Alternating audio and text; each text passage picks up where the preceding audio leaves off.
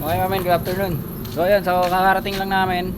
So galing kami ng warehouse ng PS Bank. So nag-pull out kami ng dalawang unit.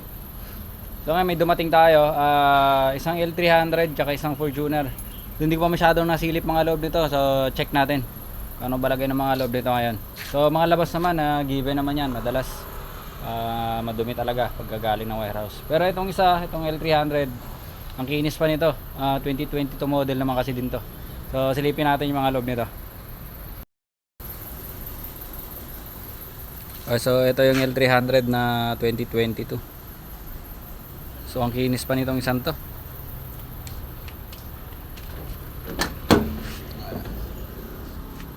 Ito yung loob, ang ganda pa ng loob. Pati kondisyon ng mga upuan, goods na goods pa. So konti linis lang to, mga bakat-bakat lang ng mga alikabok. Pero ayos na ayos to.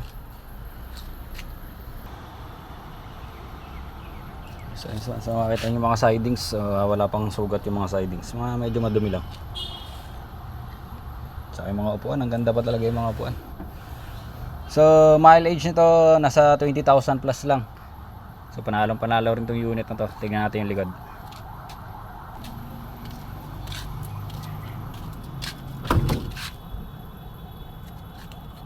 Ito yung likod. So aircon ito gumagana, may aircon to. Madumi lang pero ang ganda pa. Wala pang tuklap yung mga side. Upuan, yung plastic lang ang napunit pero yung condition ng mismong upuan okay na okay pa. Wala pa mga punit yan. And so konting linis lang din to. Tingnan naman natin yung Fortuner. Abangan nyo lang to mamen. So ipopost ko agad to kapag natapos na natin linisin to. So goods na goods pang negosyo to. Silipin naman natin yung Fortuner. Ito yung Fortuner naman. So hindi lang maganda dito dahil na malamang nakatapat to sa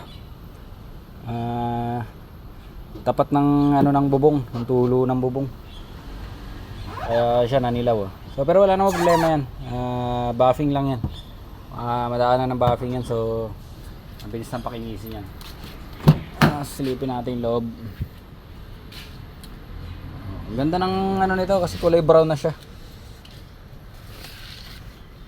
So medyo madumi lang yung seat cover nito, so tatanggalin na lang natin yung paglinis natin. So ang ganda ng niya. Naka brown na yung hindi katulad ng ibang Fortuner na naka dark brown.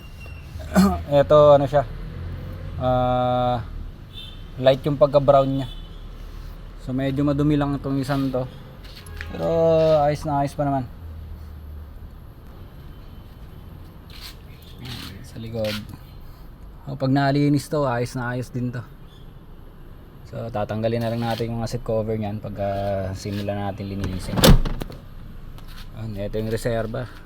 Flat yung reserva. So papaayos lang din natin yan. Palit goma na lang din yan.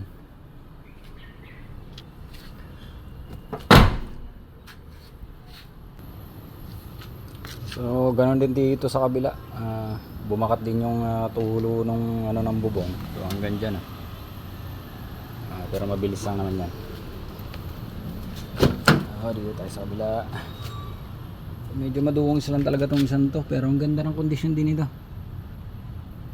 Pag nalinis na natin to, poging pogi din to.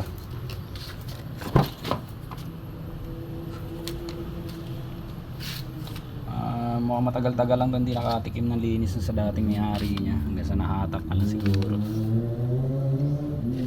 So yung ceiling niya may mga konting bakat na ng dumi, so lilinisin na lang din natin yan. So check natin yung milya detalye. So ito tingnan natin. Toyota Fortuner G2 mamen, 2016 model. So 2016 model daw mamen. Milyahe niya is 74,000 plus. Pero napakaganda pa ng kondisyon ng loob nito. So abangan nyo rin ito mamen.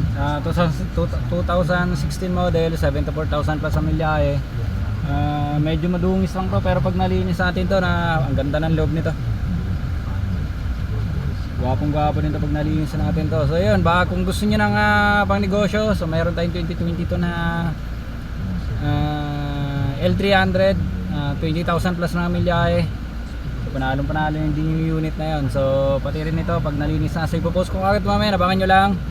So yun lang muna sa ngayon. See you.